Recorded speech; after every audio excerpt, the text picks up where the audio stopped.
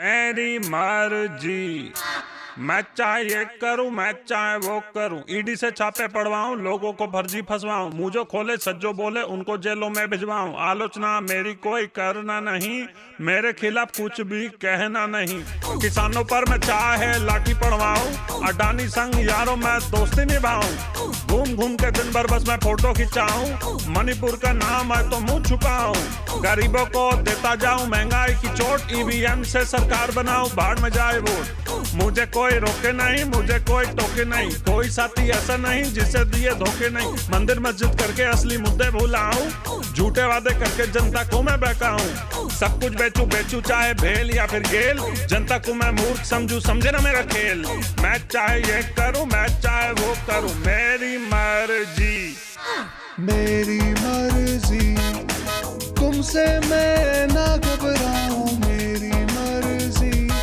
मैं देश को जोड़ता जाऊं। नमस्कार, आप देख रहे हैं लाइव 24 न्यूज बिहार। इस वक्त की सबसे बड़ी खबर पर ले चलते हैं, जहां एक तरफ प्रधानमंत्री राजस्थान के बिछवाड़ा में जनसभा को संबोधित कर रहे थे। उन्होंने विवादित बयान दे दिए। विवादित बयान ये कि पहले मैं आपको बताता हूं विस्तार से।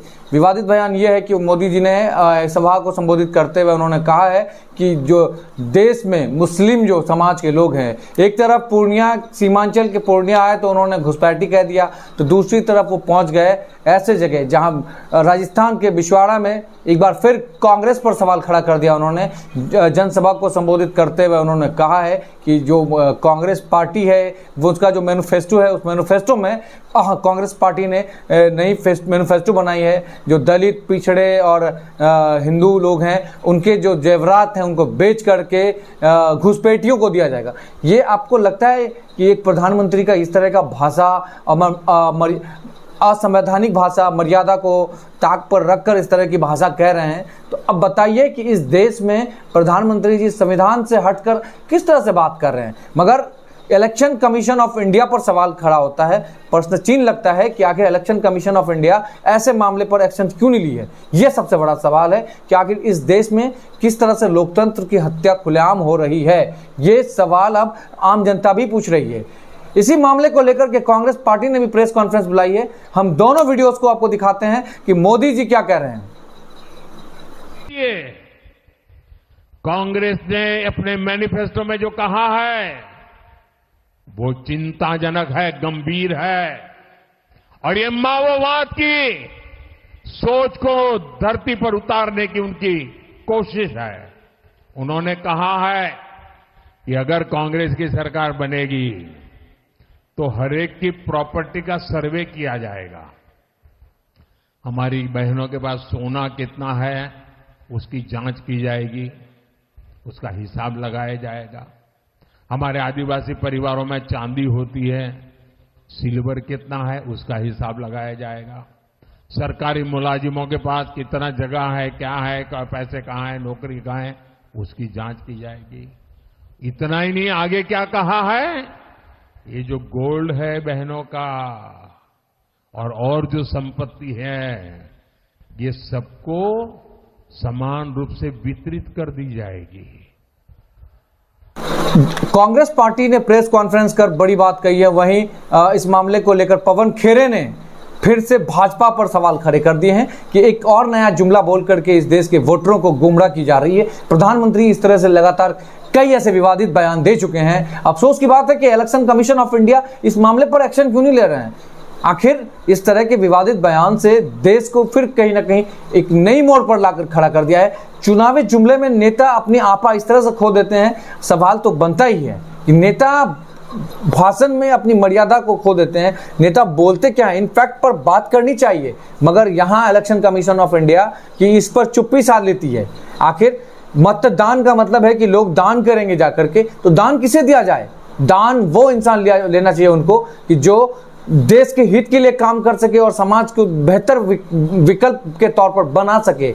मगर यहाँ ऐसे नहीं करके ये पूरा का पूरा जो एक सर्किल जो है वो कहीं ना कहीं मर्यादा को ताक पर रखकर तार तार की जा रही है। प्रधानमंत्री के ऐसे भाषणों पर सवाल खड़ा होता है कि आखिर हमारा देश किस तरफ डोल रहा है। मगर पवन खेरे ने क्या कहा, जरा इस वीडियो पर भी नजर डालते हैं। आज फिर झूठ बोला। एक चुनाव जीतने के लिए आप झूठ पे झूठ परोसते चले जाओगे जनता को। चलिए, आपकी गारंटियां झूठी, आपके जुमले झूठे, आपके वादे झूठे। अब देश को हिंदू मुसलमान के नाम पर आप झूठ परोस कर बांट रहे हैं। कांग्रेस के मैनिफेस्टो में कहीं भी, मैं ये चुनौती करता हूं प्रधानमंत्री को, कहीं मुसलमान या हिंदू कोई इस तरह का शब्द हो तो हमें बताएं और ये चुनौती स्वीकार करें, नहीं तो झूठ बोलना बंद करें। कांग्रेस के मैनिफेस्टो में न्याय की बात की है, न्याय नौजवानों के साथ, न्याय महिलाओं के साथ, न्याय आदिवासियों के साथ, न्याय श्रमिकों के साथ। उसमें प्रधानमंत्री को आपत्ति है। आपत्ति हो भी क्यों ना, ये हमारा न्याय पत्र प्रधानमंत्री को आईना दिखाता है और उनके 10 साल के कृत्य दिखाता है। ये पूरे 10 साल इन्होंने हिंदू मुसलमान करके खत्म कर दिए और आप फिर से चुनाव में आए हैं हिंदू मुसलमान लेकर। शर्म आनी चाहिए प्रधानमंत्री को। झूठ बोलने में भी शर्म आनी चाहिए और इस तरह से देश को बांटने में भी शर्म आनी चाहिए। और मैं फिर से चुनौती देता हूं, हमारा मैनिफेस्टो, प्रधानमंत्री जी आपको धन्यवाद। आपके ये झूठ की वजह से लोग हमारा मैनिफेस्टो पढ़ रहे हैं और आपके झूठ को भी वो उसी में ढूंढ रहे हैं कि कहां लिखा हुआ है हिंदू, कहां लिखा हुआ है मुसलमान। इस तरह के शब्द हमारे मैनिफेस्टो में नहीं है। ये आपके इस हल्की मानसिकता में ये शब्द होते हैं। इस तरह के जो बंटवारे की बात होती है वो आपके दिमाग में होती है, आपके जहन में होती है। हमारे जहां एक सीमा होती है किसी बात को कहने के लिए, उस सीमा को तार तार कर ऐसे प्रधानमंत्री जी कहते हैं। एक संवैधानिक पद पर बैठे रहने वाले प्रधानमंत्री अगर ऐसी बात कहते हैं तो ये सवाल है कि आखिर इस देश में किस तरह की राजनीतिक चल रहा है। यह सबसे बड़ा सवाल है कि आखिर कहीं ना कहीं इस सवाल से सीधा देश जो है कहीं ना कहीं एक नई दिशा पर ले जा रही है और इस राजनीतिक से कहीं ना कहीं ये भी आकलन लगाया जाता है कि इस देश में नेताओं ने इस देश के सिस्टम को खोखला कर दिया है। संविधान को जो एक दायरे में रहकर, जो मर्यादा की आड़ में रहकर बात कहनी चाहिए वो नहीं कही जा रही है। प्रधानमंत्री जी किसी भी सभा को संबोधित करते हैं, कुछ ऐसे बयान देते हैं जिससे जो है लोगों की आहत पहुंचती है। अभी हाल ही में हैदराबाद में उनके ही बीजेपी से कैंडिडेट है महालता जी, उसको चुनावी कैंपेनिंग के दरमियान उन्होंने एक ऐसा वीडियो सोशल मीडिया पे वायरल हुआ कि वो इशारों में मतलब राम की जो तीर है उसको तान दिया मस्जिद पर। इसको लेकर के एफआईआर दर्ज भी हुई है, हैदराबाद में एफआईआर दर्ज हुई है। अवैसी ने भी इस बात को लेकर कोई कसर नहीं छोड़ी, उन्होंने भी तंज कसा है। मगर अब देखना है कि इस देश में राजनीतिक कब तक ये मंदिर मस्जिद और हिंदुइज्म को कब तक बढ़ावा देकर चुनाव लड़ी जा सकती है। आखिर एजुकेशन सेक्टर पर नेता काम क्यों नहीं कर रहे हैं? बेरोजगारी पर जो मसला है उस पर बात करनी चाहिए। कई मुद्दे हैं, इन पर बात करने की खुलकर जरूरत है। मगर अब इस बार जो है कि पूरे देश भर में जो वोट हो रही है, अभी पहली चरण की वोटिंग में जो है भाजपा की हवा निकल गई है। भाजपा की जो बहुत बड़ा एक प्रॉब्लम क्रिएट होता हुआ दिख रहा है। पहली चरण की वोटिंग हुई, फर्स्ट जो फेज की वोटिंग हुई है उसमें कहीं ना कहीं बीजेपी को अब लग रहा है कि सत्ता हमारे हाथ से जा रही है। तो अब जो आज मोदी जी सभा जो संबोधित कर रहे थे राजस्थान में, ये ऐसा मोड़ दे रहे हैं जिससे कि शायद उनके जो वोटर हैं वो लोभ में आ जाए। अब जनता जागरूक हो चुकी है, अब ना ही सब चीज को देख रही है। बने रहिए अगली एपिसोड पे, फिर हम मुलाकात होगी। बने रहिए Live 24 न्यूज पर। चैनल को यूट्यूब के माध्यम से देख रहे हैं तो जरूर सब्सक्राइब करिए, फेसबुक के पेज पे देख रहे हैं तो लाइक करिए। धन्यवाद।